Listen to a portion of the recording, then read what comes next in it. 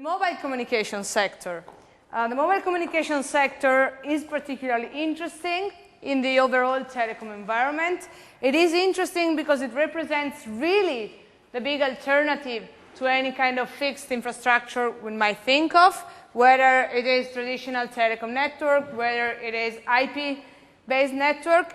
And I think also from the demand side of the market, that's the most important subsector to investigate. Okay?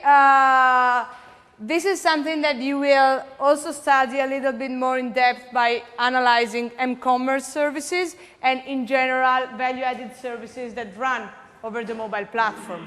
Okay? So lots of lectures, especially in the second part, will concentrate on the mobile applications.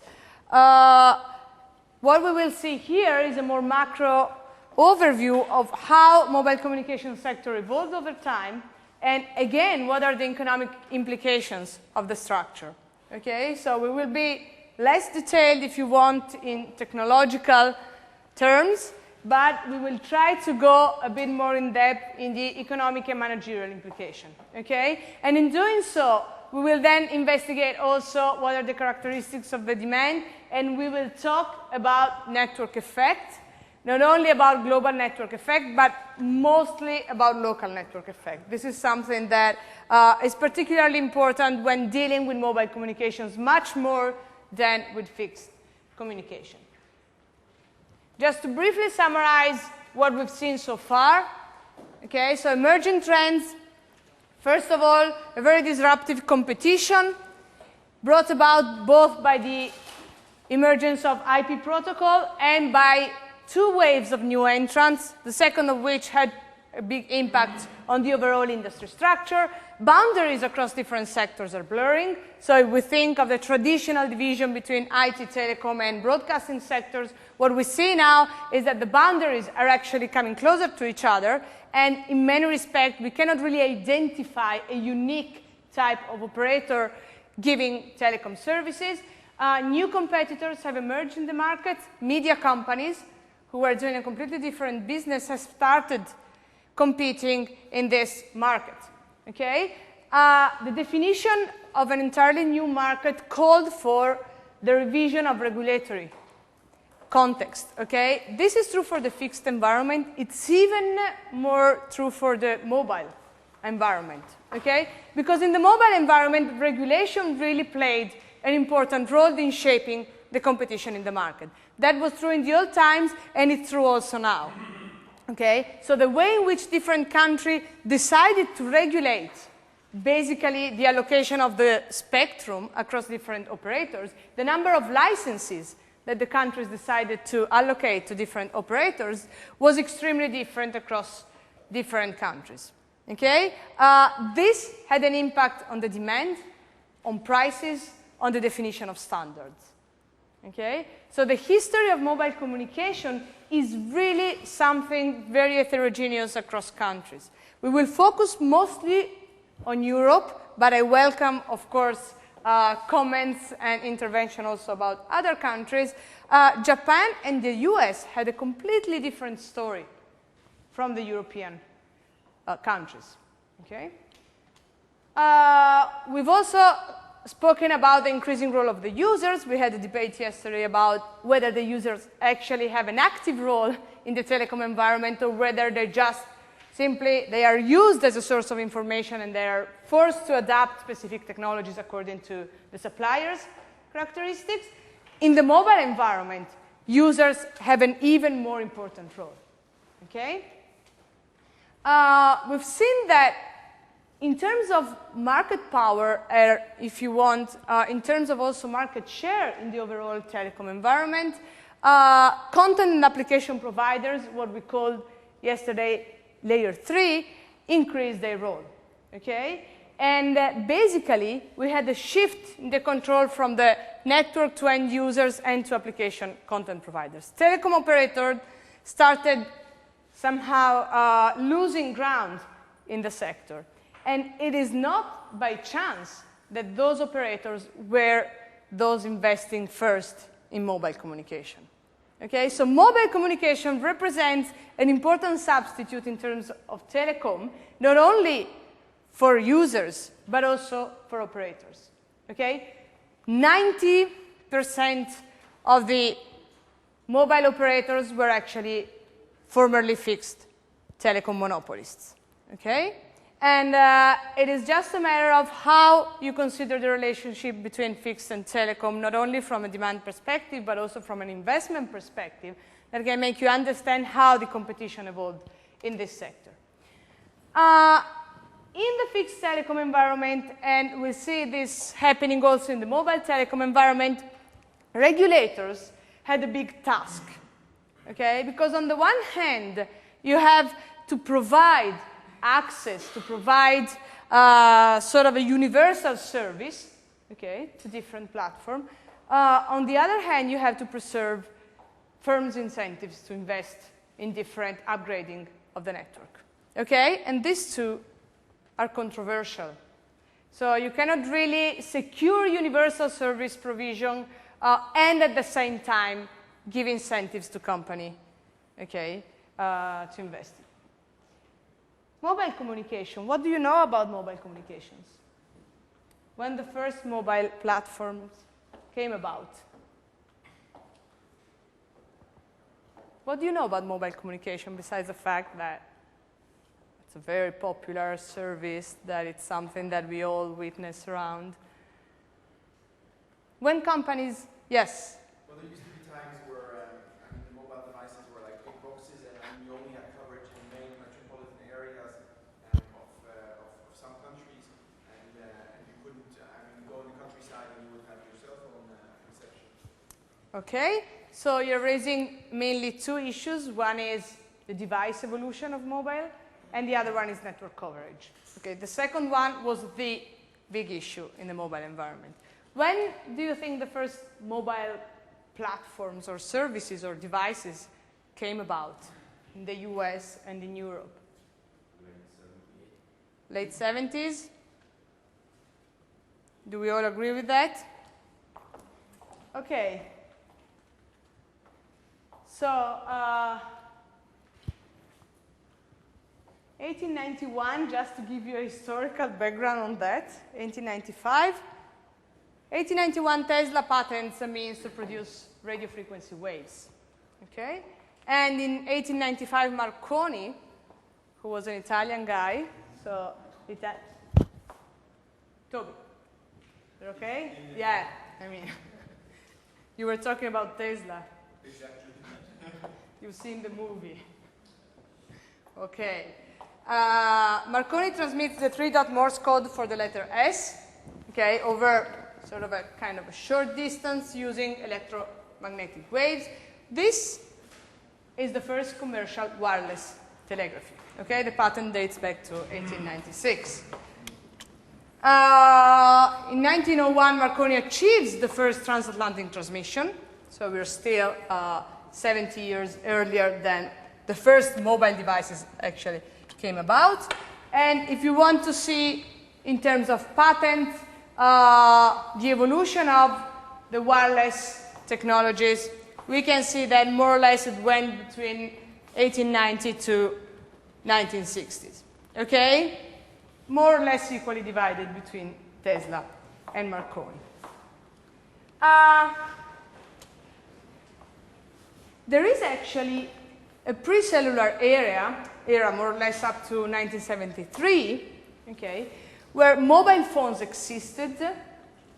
No one of us remember this, but mobile phones were really constrained, okay, in terms of capacity. They used a specific frequency band in a specific area. They were more or less limited as the traditional telecom network, fixed telecom network, was limited. Okay? So you had lots of problem of congestion, lots of problem of call completion, delay, reliability was extremely low, and basically you had to assign one band of frequency for one call. Again, in a similar way as we saw with the fixed telecom environment. Dedicated lines in the fixed telecom environment at the very beginning, one band of frequency for one call in the mobile environment. Okay? Not very efficient use, of course, of the frequencies. The crucial event in the overall mobile environment was the emergence of the cellular technology, so-called. So now we tend to mix mobile phone, cellular phone, wireless phone. For us, it's all the same. Okay, but the cellular technology introduced a big breakthrough in the technology. Okay? Basically, it allowed users in different places, okay, that are called cells, to simultaneously exploit the frequency bands and to make a call. Okay? So the emergence of a cellular technology basically solved the problem of call congestion, at least to a certain extent.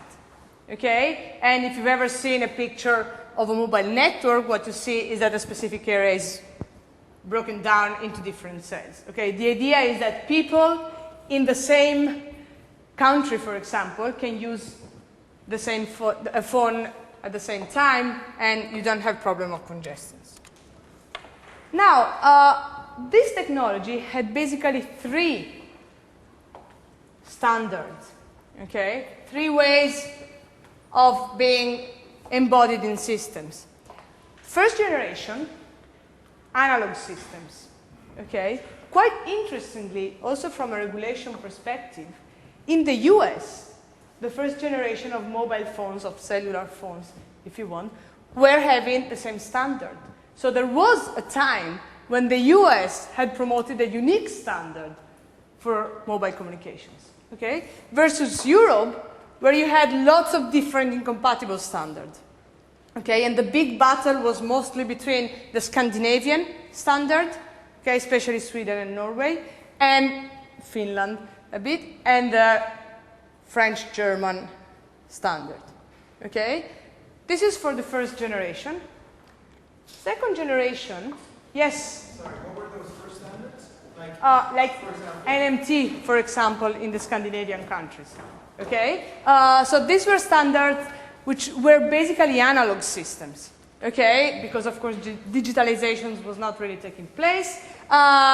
In the US, they just decided to promote a unique standard, so the Federal Commission of Communications just voted for the implementation of a single standard, okay? Europe, companies were fighting across different standards, okay? I don't know if you know that, but right now there is a European Telecommunications Standard Institute that is basically providing the guidelines for developing common standards, okay? So you cannot really provide mobile communications without following that guidelines, okay?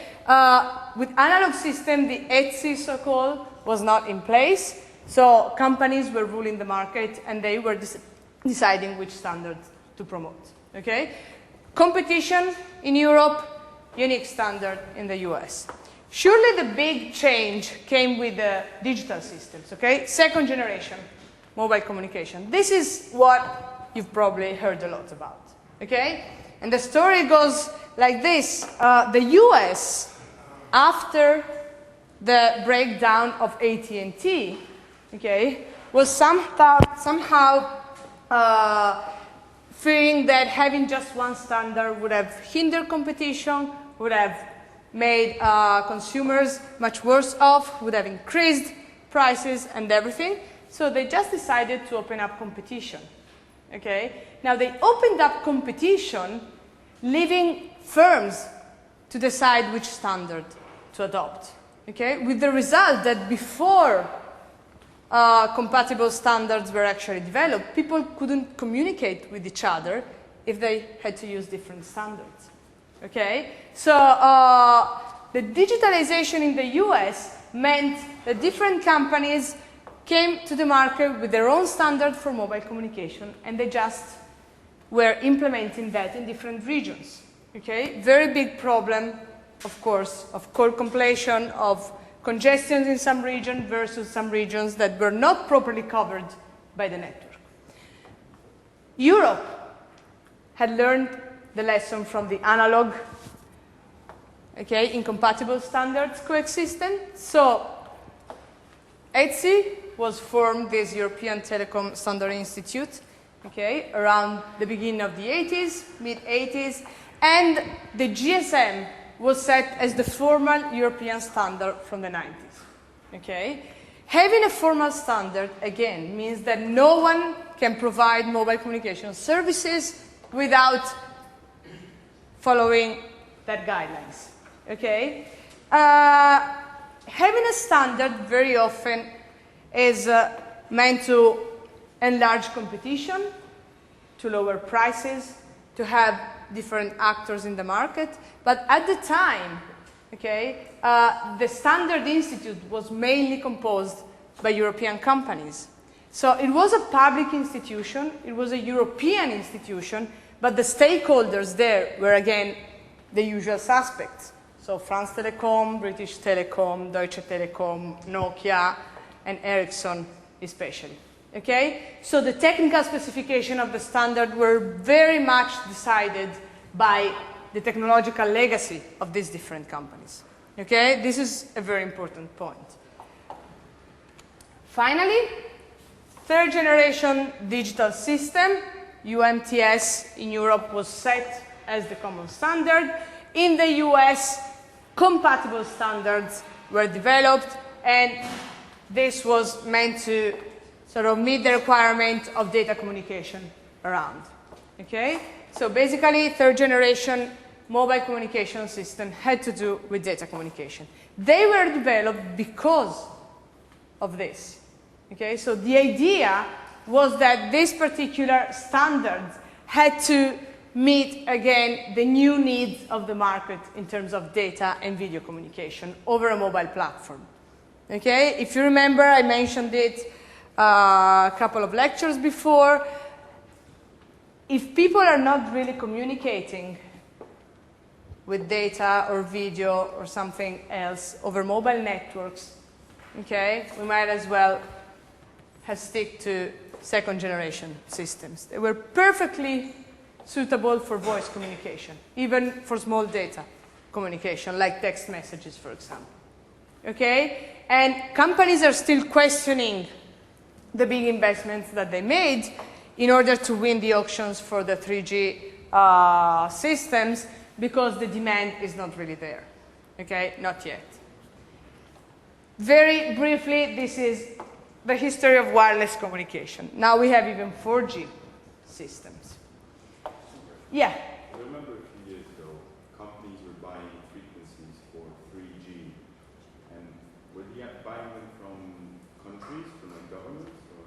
Or? We will come to that. They were buying them. The government had the task of allocating the spectrum for the 3G communication. Then some companies who were not guaranteed the licenses started asking, okay, for the opportunity of providing mobile communication services. And those are what we can call now mobile virtual network operators, okay, who are using the network of other companies, not of the government. Okay? So the first stage was the government set in different countries in a different way a specific number of licenses to be assigned to different companies. Once that licenses were assigned, then other companies started saying, yes, but we want to provide the service because that service is very profitable. Okay? And then in different time, according to different country specificities, the government decided that the telecom operators had the obligation of renting somehow the network to these companies. Okay? But we'll talk about that in a while. Now, what's really spectacular about mobile communication? Diffusion. Okay? Look at the dates. 1995, 2000, 2005. Here you see internet user, fixed telephone lines, mobile cellular subscribers. Okay? Up to 1996, nothing very big happened. Okay? So really we can say that the emergence of digital technologies changed dramatically the rate of diffusion. Okay? You can look here at the mobile subscribers, and what you observe is that really the number skyrocketed. Okay? And that's even if we compare this with the internet users or with the fixed telecom subscribers. But is it because of the technology development or simply by mobiles becoming popular because of like social reasons? What do you think? We'll investigate it in depth. What do you think? How do you explain this jump? Good marketing? Not wanting to be out of the network of friends and family communicating with the mobile phone. Okay, that's partly correct, but if you imagine that you are a user in 1995, okay, not many people are using mobile phones, right? So you're not really out of a network. But it's the business world that can grow. It's the business world, others, he and then you, yeah? Yeah. Prices, also of the telephone. Okay, prices? Same thing. In India, actually, prices fell to 1/5. So then that was the time when everyone adopted a mobile. Okay. I'm collecting. Okay, I think that the quality of the mobile phones was not that good at the beginning. Okay. So it wasn't so convenient to use it. And also, as mentioned, that it was very expensive. And then later it became like a trend, so it's just developed like a snowball effect. Okay. One more. The industry of mobile suffers from network externalities. Meaning the more users, the more people use it, the more useful. Yes. The network is bigger. Okay. Which is a bit what she was saying as well. I'm turning now to you, then we come to prices and to the technology and to marketing strategies. Okay? If you are a user in 1995, where are the network effects? They are probably very low. Okay? Not many people are using. Of course, they are important. I mean, we'll have studies on that. But just to, make up your mind on this. 1995 or 1994, analog systems, very poor from a technological point of view, first.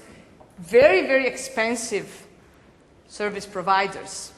Okay? Very expensive devices. Because even the device, let aside the cost of the call, was extremely expensive. So not only variable price, but even the fixed cost, if you want, of buying a mobile phone. Okay? Marketing strategies.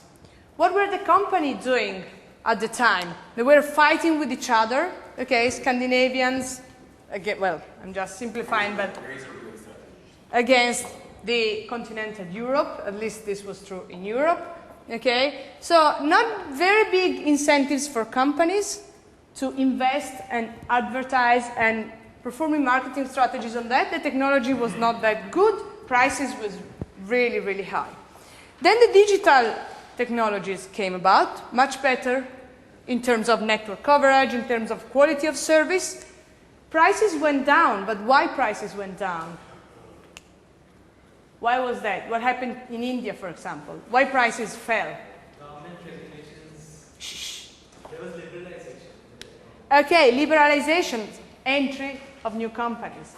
Okay? Other things being equal, if you have more companies in the market, the price just goes down. Other things being equal means, for example, if you don't have network effect, which you have, okay? So once the technology actually diffused in the market, network effects counterbalanced a bit the fall down of prices. Because, of course, you're interested in being in the network. You're interested in not being out.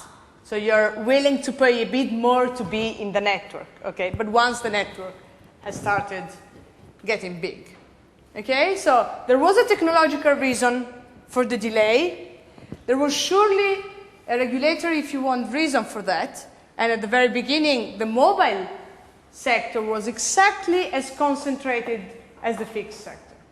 Okay, so not really place for competing, for making profits or everything. Devices were extremely expensive. Okay, lots of devices were sold by Motorola. Nokia and Ericsson came a bit later on in the market. Okay, and this had an impact also on the diffusion around Europe. Subscribers per 100 inhabitants over 10 years.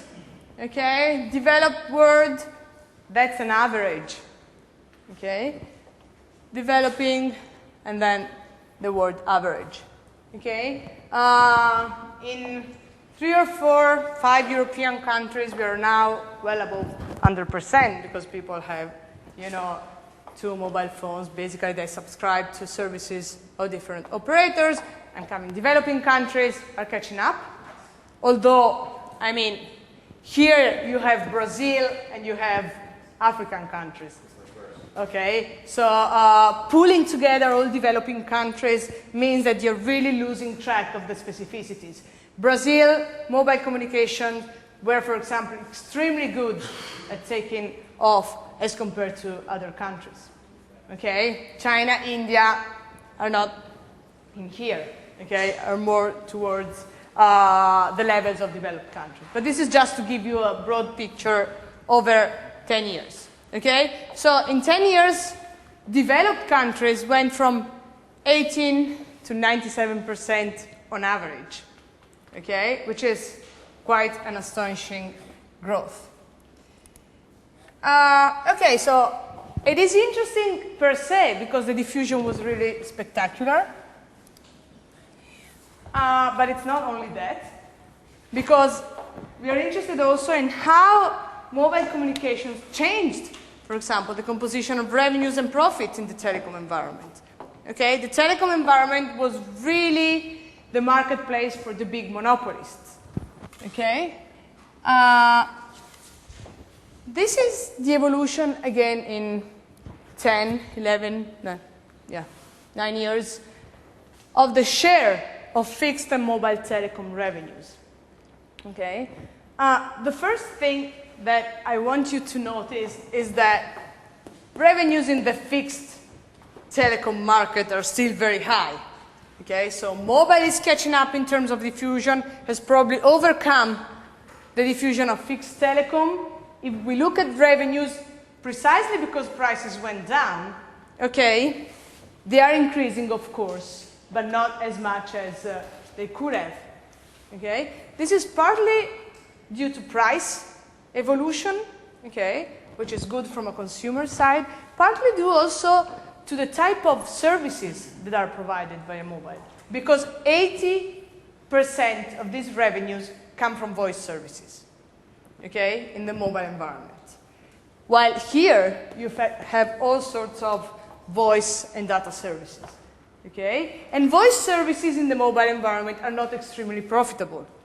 So companies are trying to sort of sell the voice services at very low prices in the hope of gaining profits in the data part of the service. But this is not really happening very much. Again, average over OECD countries. Okay, so take into account that there are differences, but the trend is quite common across different operators. Okay, I think I will have statistics afterwards about Vodafone. You had a question? No? Okay. Okay. Then third issue, which is extremely interesting to investigate. Okay, I was telling you that the mobile communication networks are really the big alternative to the fixed telecom environment, even if we think of voice communication. Okay, because again, we saw that with broadcasting or other type of networks, we are talking more about multimedia services. But even if we stick to voice services, okay, the fixed mobile substitution is a very interesting issue. Okay, in some countries, the number of mobile phones now exceeds the number of fixed telephone lines. Okay. Now, again, for the sake of comparison, mobile subscribers are not exactly the same, of course, of number of fixed telephone lines, right? Because you have different people using exactly the same lines. But if we look just at the infrastructure development, what we see is that mobile penetration is really increasing. Okay? Again, between 1996 and 2006, this is developed economies, transition economies, developing and least developed economies. Okay? The blue bars are mobile cellular subscribers per 100 inhabitants. The white one are the fixed telephone lines. Okay? So we see a sort of change in the market. I want to draw your attention to this part of the world. Okay? Least developed economies basically didn't have the chance to exploit a fixed infrastructure. Okay? So here, mobile was not only alternative, but basically the unique alternative for these countries in order to have a communication system that could work. Okay? In other countries, of course, you can talk about fixed mobile substitution and about how the mobile subscribers overcome in terms of number the fixed telecom subscribers. Okay? I'm coming. For the developing world, the least developed world, let's put it like this, it's more an issue of let's build an infrastructure in place. Mobile seems to be the best one. Yes? Well, I don't know. I'm not sure, but I think I read something about these least developed countries and mobile subscribers, that the mobile phones increase, like they add more value than they are cost. Something like it, that improves economy somehow. It is yeah, this is, okay.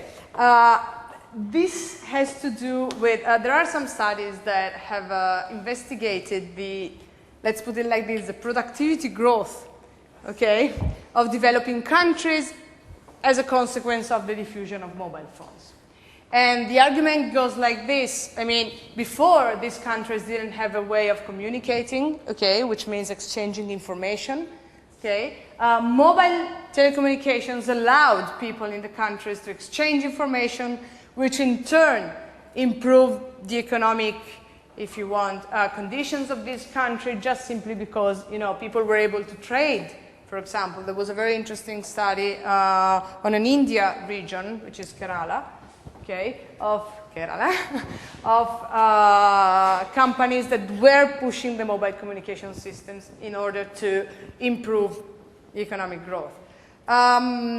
We can believe the story, providing that we take into consideration that it's not just mobile diffusion, okay? But with mobile diffusion, there is also a whole bunch of different issues. And then saying that the diffusion of mobile communications has a big impact on the economic growth is probably a bit too extreme. That's my vision. But still, sure, I mean, it was an alternative where they didn't have anything, okay? Especially now, the big debate also at the United Nations level is on African countries, for example, okay? And how it will be possible that these technologies can improve the economic growth and productivity of these countries. But then you have to take things into account. Moving away from developing economies, here we have Finland. Now, Finland is a really peculiar case. Okay, some of you knows it very well, Francesca. It's a peculiar case because they had Nokia, who basically shaped the whole evolution of mobile communication, not only of mobile communication, but of telecom. Okay? And what's happening here is that the mobile network actually substituted, well, is substituting the fixed network. Okay? Again, take it as an extreme case. But still, it's an evidence that, at least in some countries, something is happening in this respect. Okay? This is an important picture also because in Finland you had a very developed fixed infrastructure. So we're not talking about a developing economy with nothing in the country. Okay? And still, with the help again of Nokia, the country was able to move from fixed network to mobile network. Okay? So, spectacular diffusion over time, increasing importance in the telecom industry's revenue, mobile penetration as compared to fixed line penetration is increasing prices. Now, prices surely play a big role in explaining the diffusion of mobile communication. It is very difficult to compare mobile communication prices across different countries. Okay? And it is very difficult because if you have to build the so-called price basket, okay, and compare it across countries, within each country you have from 2 to 10 operators providing all possible different tariff plans that make it quite complex, okay, to compare the tariffs. Who pays? At the very beginning, okay, the person who was receiving the call was paying. You haven't seen that probably, but in the very early stages of mobile communication development, it was the person who was receiving the call who was paying. Okay? Then the business slowly understood that probably the person who was making a call was the one who was willing to pay more, which is for us quite obvious. Okay, but still, I mean, it is very difficult to compare price structure across different countries, given that there is evidence of price decreasing. Okay? This is mobile telecom revenues per subscriber in US dollars, calculated. Well, I've done it for 5 countries and the OECD, just to have an average comparison. Okay? They really dropped very much. This is the revenues per subscriber. Since the use has increased, this means that prices have gone down. Okay? Again, this is also evidence of the fact that, as we saw before, more or less 80% of the revenues in the mobile environment come from voice services, okay? Which are the ones who witness the biggest fall in prices. Okay? So yes, prices are decreasing. This is not good news for the companies. Okay? Just to put things under perspective. So in terms of economic incentives, either the companies are able to move the business from voice to multimedia type of services, or they're going to lose profits in the long run. Okay? Of course, that statistics was made over the overall market. Businesses and consumers are very different. Okay? So in terms of willingness to pay, in terms of type of services, but still, I mean, the decreasing average rate per user is something that companies have to worry about. They are actually worrying very much about this. And then the market structure. Okay? The market structure used to be a monopoly at the very beginning, then it turned to an oligopoly, but it's still an oligopoly. Okay? So depending on the country we consider, we have really a few companies providing the service. And we do not consider the mobile virtual network operators, okay, but just the, let's say, second generation or third generation providers. Really the number of operators is very low. Okay? It's not as low as one could think of if compared to the fixed telecom environment, but still, I mean, competition is not very tough in the sector. Now, look at this.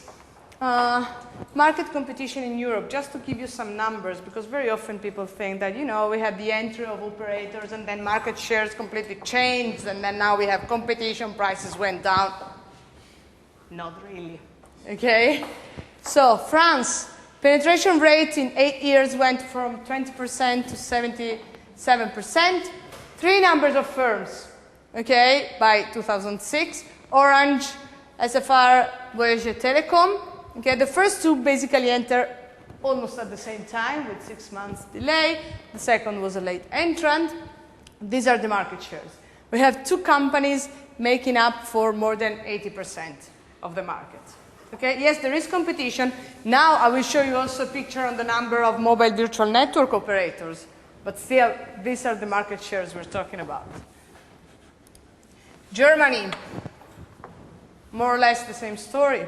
Okay, 2 companies, T-Mobile, Vodafone, then E-Plus and O2, different entry date. Look at the market shares. Okay, even O2 went from 0 to 12.8%, pretty good, but still we have 2 companies making up for a bit more than 70%. And even if we want to consider the first 3 companies, okay, they almost have all the market. Now, this is a very oligopolistic structure, which means that prices are very far from being competitive. Okay? Let aside the fact that very often this company collude, which means that they fix prices exactly in the same way. Okay? So not only you don't have the benefit of competition, okay, but you have companies that are setting exactly the same type of tariff plans. Italy, more or less the same story. Okay, TIM and Vodafone now have even more than these percentages. Okay, this is Wind, this is 3. Wind has dropped very much in terms of market share between 2006 and 2009. With the entry of mobile virtual network operators, its market share went really down. Okay, 80% of the market, more or less in all countries, is for 2 people, 2 operators. The UK is, like always, a bit better in terms of competition. Okay, so in the UK, we had an early liberalization, which allowed the entry of 3 big operators. Okay, and then T-Mobile arrived also in the market. 4 people, okay, 4 operators, sorry, have more or less 80%, 90% of the market. But still, we are talking about 4 companies, by the way. Okay, so competition is not very low, very high. And what are the most relevant economic issues? First, you're talking all the time. All the time. The 2 of you, okay? You're not forced to stay in class, you know that. You're master students. You're not first-year courses, okay? But you're distracting everyone, students and myself.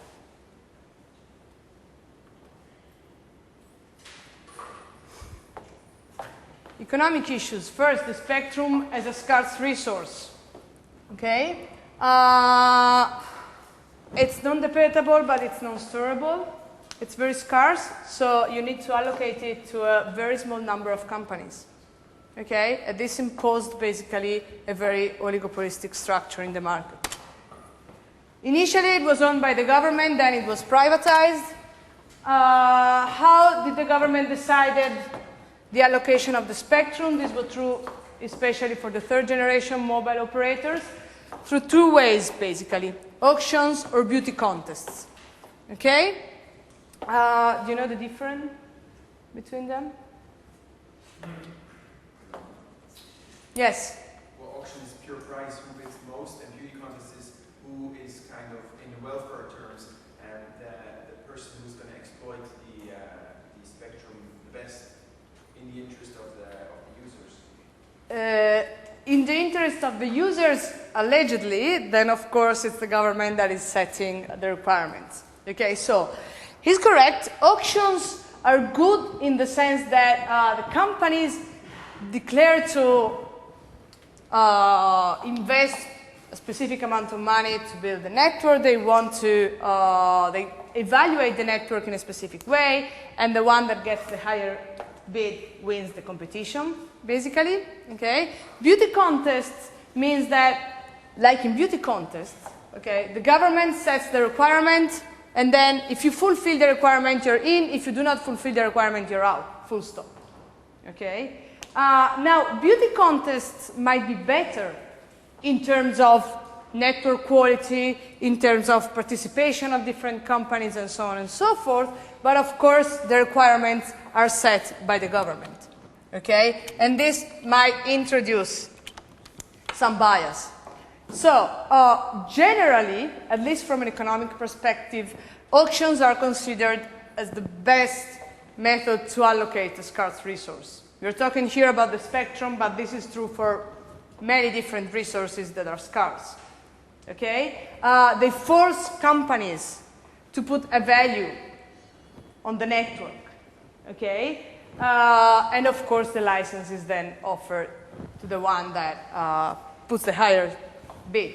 But of course, this is a mechanism that may discourage participation, which means that in the end, okay, those who participated to the auction for the 3G licenses were the usual suspects in the countries that decided to go for this. Okay? On the contrary, beauty contests are basically a way of allocating the spectrum by government agencies, okay? And governments decide the criteria. So if you fulfill the criteria, you can be in.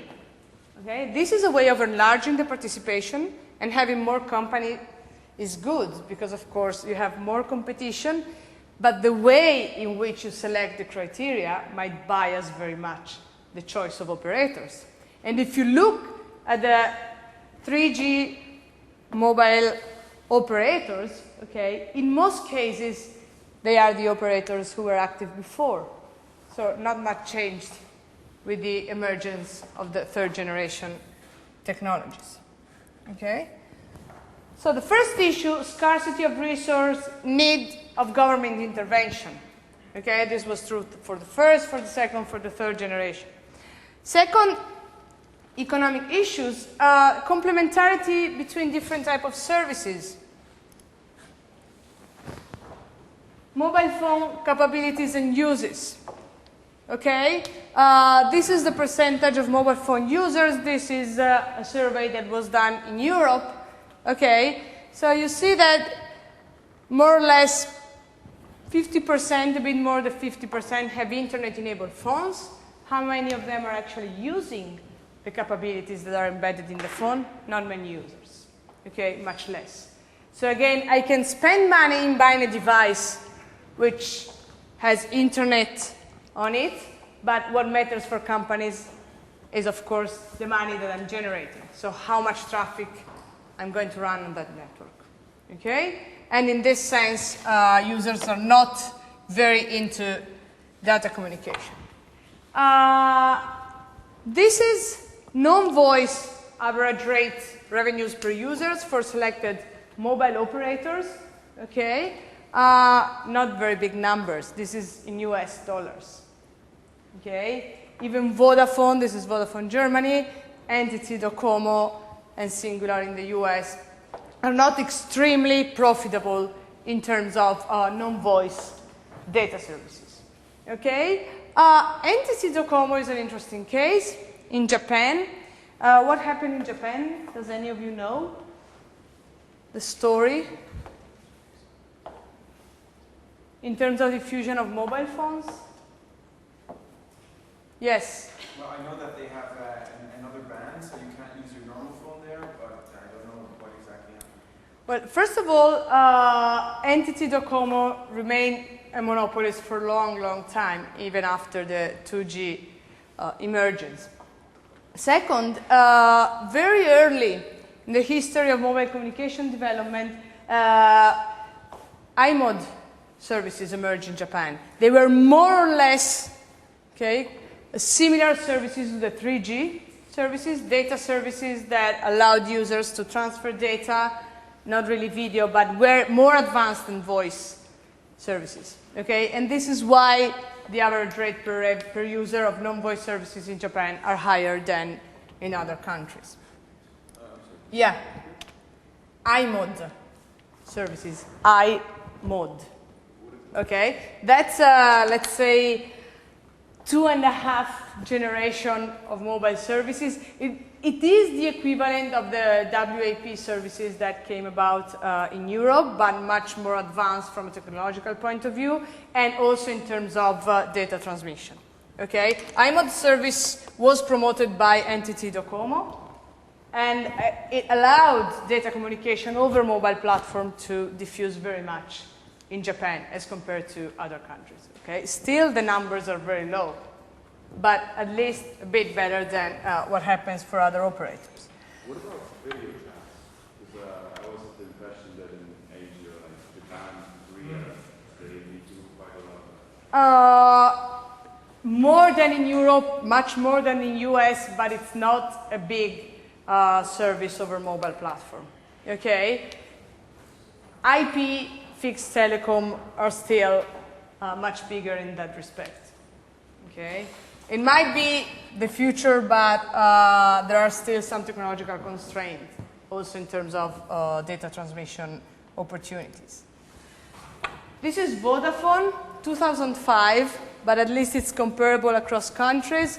Non-voice revenues as a percentage of total revenues, less than 20%. Again, with the exception of United Kingdom and a bit Germany, but we are talking really about small numbers.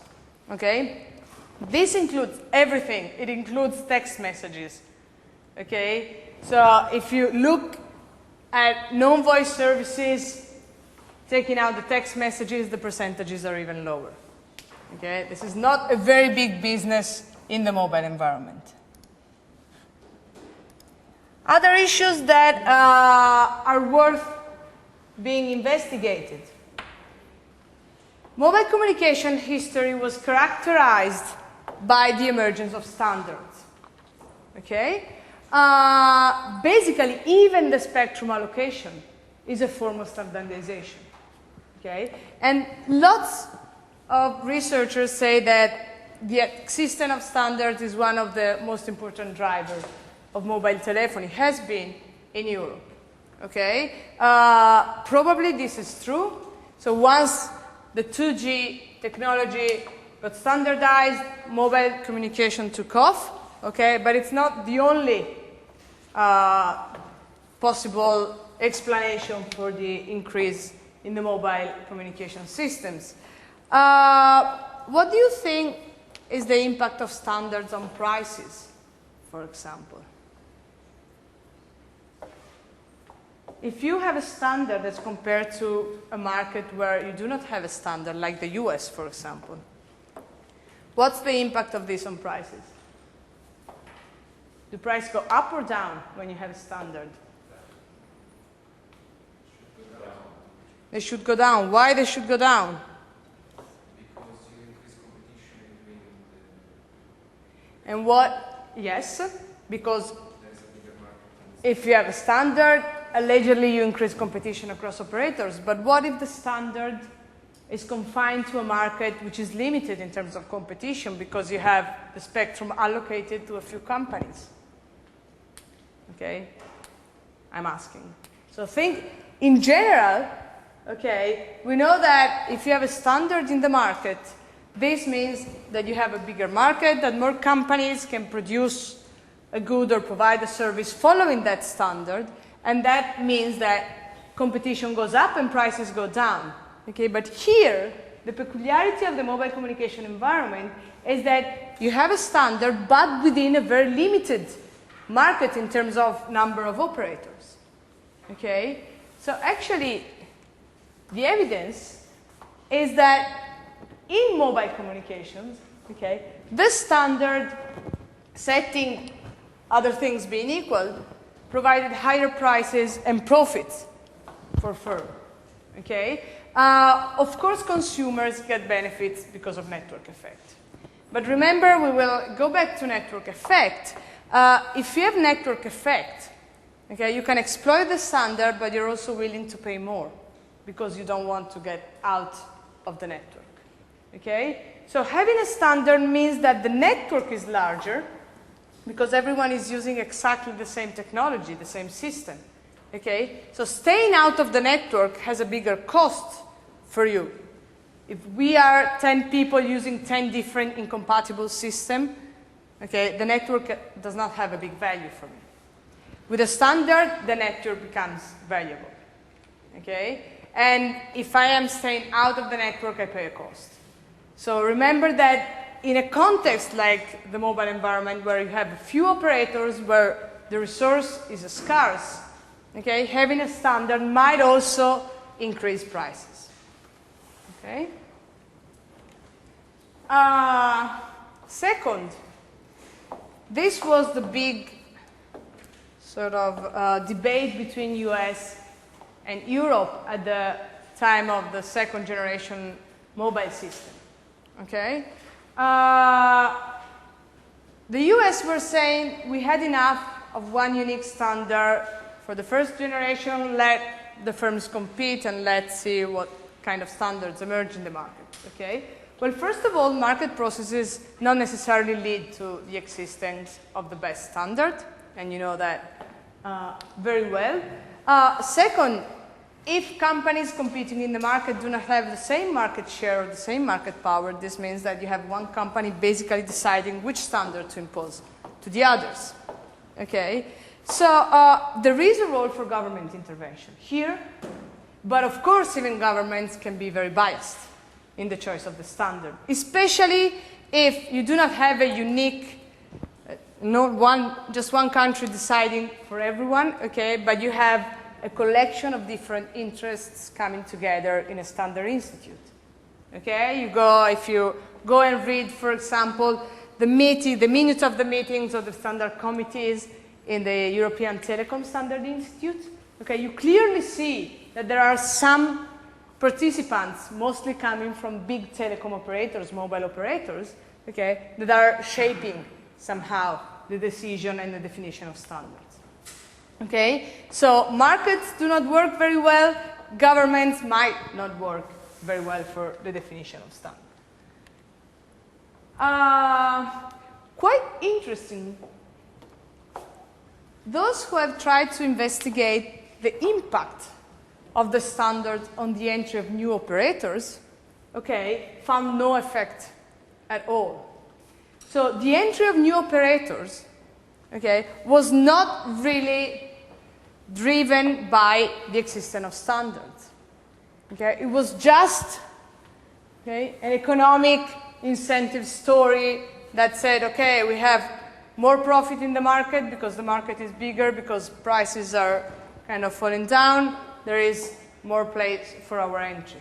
But of course, you have some positive effect of standards on the diffusion. Okay? So standards did not really determine an increase in the number of operators. And again, this has to do with the scarcity of the basic resource, but it allowed to increase the diffusion of mobile communication. Okay? So we have a role for the standard. Complementarity across different types of services is an important economic issue. What else? Here we come with the very first question that I posed to you. Okay? Now, we've seen that standardization somehow drives diffusion, but what else is driving diffusion? What do you think are the answers? If you had to do a study on the determinants of the diffusion of mobile communication in different countries, okay, what factor would you consider?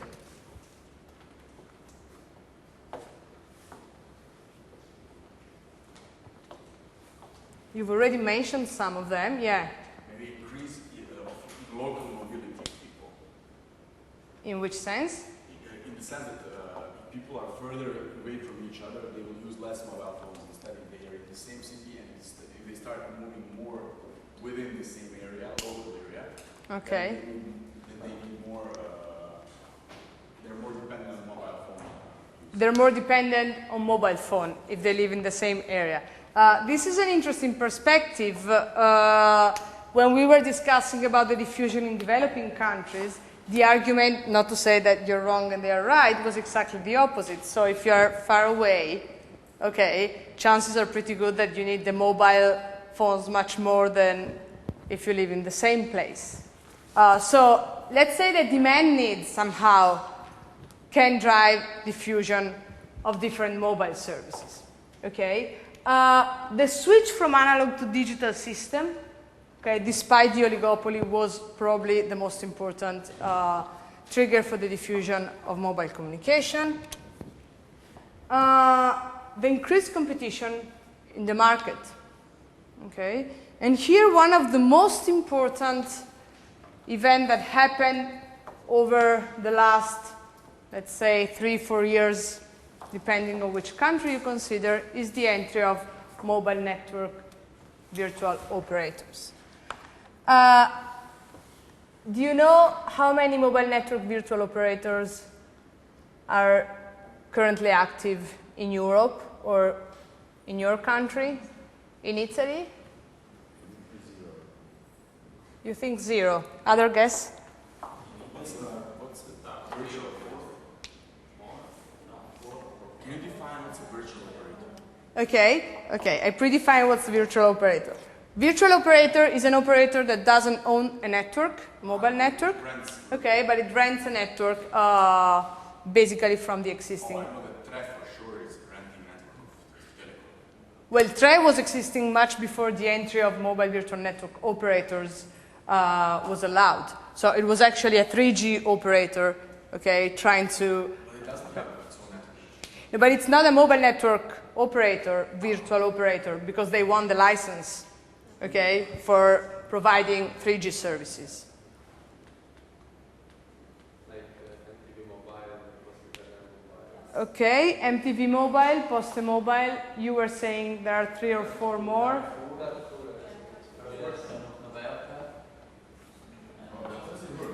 Carrefour is providing mobile services. He's an expert. Now, numbers. Okay? So different countries. These are data for 2007. I have more detail for Italy, updated to 2009. Okay? Okay, these are the traditional mobile operators. These are the 3G operator. Just to respond to you, Tre was already a traditional operator. Okay? It got into the market in 2002. Okay? These are mobile virtual network operators active in different countries. Okay? At the time, Japan had deregulated the market, but not many operators actually went into the market. More than 20 in the United Kingdom, 27 in Belgium, 14 in Finland. At the time, there were 4 in Italy. These are all the mobile virtual network operators we have in Italy. Okay? Just for your knowledge. The tariffs are actually very competitive. Okay? A Mobile, BT Mobile, Conad, Coop, Digital Telecom Mobile, where is it? Noverca. You were mentioning that. Poste Mobile, Tiscali, Telepass Mobile, and Uno Mobile. It is quite interesting because, as you can see, okay, these companies come from very different sectors. Okay? Of course, some of them are pre-existing telecom companies. Okay? There is a relatively high number of retailers. Okay? Why do you think retailers are entering this sector? Because they already have distribution system developed, as same as post. Okay. Like the postal operator, okay, they have a network. Okay, they have a network of users. Of course, it's not a network of telecommunication services, but they still know how to manage very big networks. Okay? And they can actually rely upon a very large installed base, different depending on different cases. Okay? We have a few telecom companies. We have an oil company. Telepass is also very interesting. This is the company that manages the electronic payments of the Italian motorways. Okay? It started offering its service in 2008. Now, quite interestingly, if you see, this is also a source of profits for the mobile operators.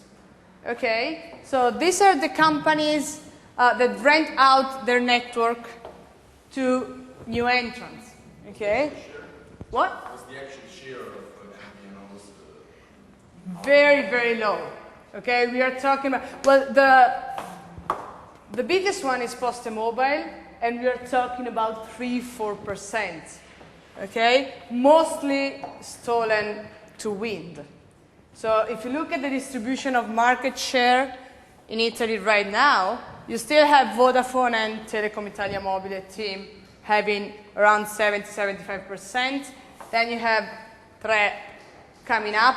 Wind is declining a little bit in favor of some of the virtual operator. Why is Wind declining? Is there a reason why Wind is declining? Some of you have any ideas on that? How many of you use Wind? It's super. I spend 15 euros on phone each month and have international calls. Okay, this is one of my favorite questions. How many of you use Vodafone? And Tim? Some of you have more than one SIM card, I guess. How many? One, two. You have 4? No. Okay. Yeah. You can catch up. Okay. Wind has made a very big marketing campaign, especially towards foreign people. Okay, so what you observe now is that Wind has very competitive tariffs for international calls. But the real story is that TIM and Vodafone have more or less colluded in the market since Wind entered. Okay, they were the only 2 operators up to 1999. Then Wind entered the market in 1999. 3 entered the market in 2002, but 3 was extremely concentrated on data communication. It was Omnitel that was Vodafone, right? Vodafone was Yeah. Vodafone is the new, let's say, net. We had TIM before, okay? Then Vodafone, Omnitel, and then Vodafone entered the market in 1994. Then Wind entered in 1999. So there was already a big first mover advantage in the sector. Okay, TIM and Vodafone were having much of the customers. Wind entered with very competitive tariffs, but of course it was fighting against the big 2. When 3 decided to enter the market, it decided to change the business model. So it really focused upon 3G services with, let's say, not very high profits at the beginning, a bit more now. So it didn't work for the Wind, like their marketing campaign was... Well, now they are trying to sell out prepaid cards at very low prices. They're sort of proposing competitive tariffs. Problem is that this is a sector, as you might well know, that is suffering from switching costs. Okay? Users, the churn rate, which means the rate at which users change their mobile operator, is not very high. Okay? There are all sorts of switching costs that are imposed artificially over users in order not to lose installed base of customers. Okay? Yes? I actually found legislation to work quite well when we want to switch. Because, I mean, I have still the same number I had like 10 years ago.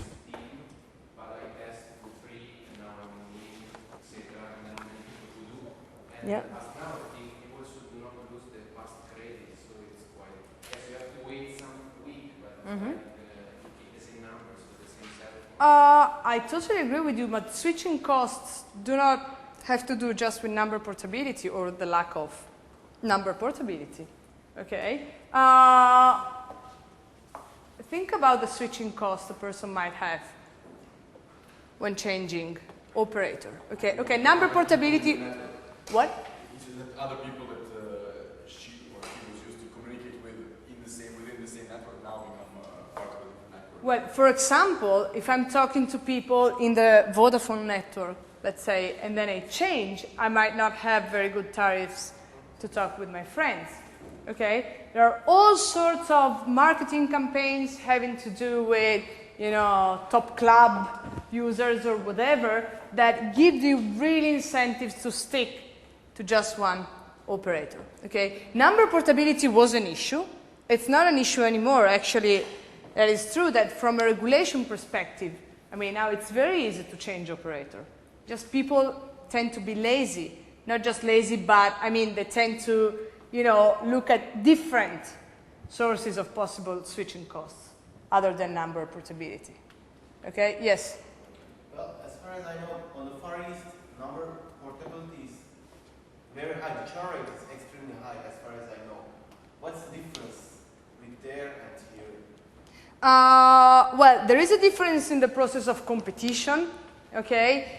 Here for a very long time, I'm talking about Italy, but the story is very much the same across most European countries, but for the UK, that always has a different story. There were two operators in the market for a very, very long time, okay? And this is an industry, such as the telecom industry, where you have a big first mover, or if you want second mover advantage, okay? So once you've built your installed base of users, chances are pretty good that you can keep users locked in, if you want, to your network, okay? The provision of very different tariff plans make it extremely difficult for users to compare tariffs of different companies, okay? And if you have a specific need, I want to make international calls, then you look just at one item in the structure of the tariff plan. But very often, of course, tariff plans are differentiated across very different, you know, variables, so that it is difficult to compare them. The Far East, diffusions took place much later, okay? So the competition was already there once second generation and third generation mobile phone came about, okay? Someone had risen hand? Okay.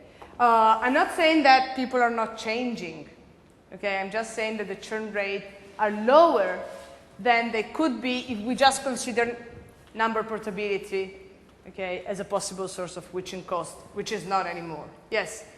Is there a country where a mobile phone operator who actually owns the network has lower market share than one of those MVNOs? No. You can also formulate another question. Is there a country where a very late comer in the mobile communications sector, like the third or the fourth comer, has a bigger market share than the incumbents? No. Okay, so really, I mean, it is a matter of network effect, big, large installed base of users, switching costs. Okay, somehow these companies are able to lock in consumers.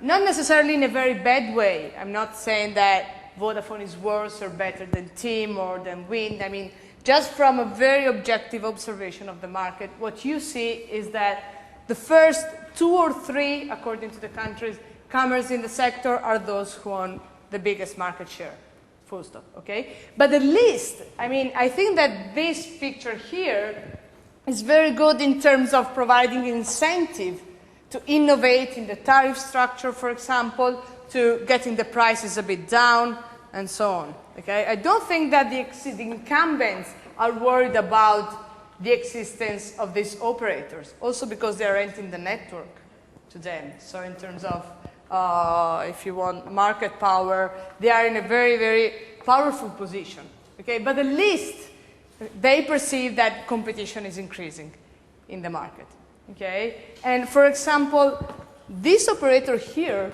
Smart Pinoy, PLDT, is an operator who has chosen a very precise strategy, okay? This is a originally Philippine telecom operator, and they were really focusing on that particular market in Italy, okay? So thinking about a specific group of users that you want to target, okay? And that might be somehow the future of this type of operators, okay? So entry of mobile virtual operators was surely a way of increasing diffusion, and also a very interesting pattern that has to do with what we were saying before. Late adopters, and by late adopters, I mean for users who didn't really immediately adopt the mobile phone. Okay, so consumers, the mobile phone started getting diffused in the business sector and then slowly arrived to consumers, okay, tended to adopt different operators as compared to first comers in the market. Okay? And companies exploited the heterogeneity of demand. So just to give you another picture. Okay? Between 1995 and 2005, look at the market share of TIM and Vodafone. Okay? There is a clear convergence. It's really, I mean, if you look at it, it's quite astonishing in a way. How do you think that Vodafone was able to catch up somehow with TIM? Well, the market was not mature at the time, but not only that, okay? TIM was entering the market targeting business users. That was the story, with subscriptions, with different type of offerings targeted to business users. Vodafone said, okay, I leave you in a way the business market, and I'm going for consumers, prepaid cards. Okay? Basically, it exploited demand differences across in the same country. Okay? Well, here we have numbers up to 2005, but Three, for example, decided also for a very specific target. Okay? I want multimedia service users in my network. This is what I'm going for. Okay? So demand heterogeneity is extremely important in explaining the pattern of diffusion and competition in different markets. Okay? And if you look at different market segments, then you might see cases in which the new entrants have higher market shares than the incumbents, for example. Yes? Yeah, which specific market did Vodafone point at? You said The consumers. Okay, so which is the same that Wind and Three more or less are pointing. yes. Okay, but so if consumers were able to switch so much in the first instance from TIM to Vodafone, that means that for them the switching costs are not that high. They weren't switching. Okay, they were late adopters. Yeah, but if a consumer switch once, it means that it can No. Marco, TIM entered the market. Okay. 95% of the users when TIM entered the market were firms, business users. Okay? Vodafone arrives, of course I'm simplifying, but just to give you the idea. Okay, and says, okay, TIM has most of the business market. There's no way I can compete with the incumbent with a large installed base, network effect, and so on and so forth in the business market. Okay? I have to think of a different business model. TIM was offering mostly subscriptions. Okay, so you had to subscribe to a contract and then pay a fee and then whatever. Vodafone said, okay, let's use the prepaid card. Okay, this is something that business users are not very interested in. Okay, this is for consumers, this is for students, for people like us. Okay, at that time, the adoption of consumers was very low. So it was not a matter of switching, it was a matter of deciding to adopt a mobile phone. Okay? When Wind and Three entered the market was already quite mature. Okay? So switching costs then became very relevant. Okay?